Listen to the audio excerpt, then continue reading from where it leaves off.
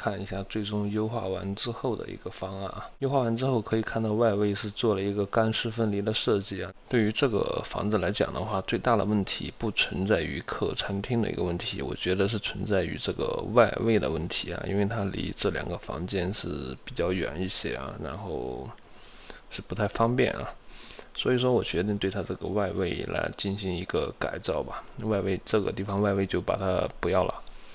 主卫这个位置我想给它分成2个卫生间，因为这样的话它对于这2个卧室而言是比较友好，用起来是比较方便一些。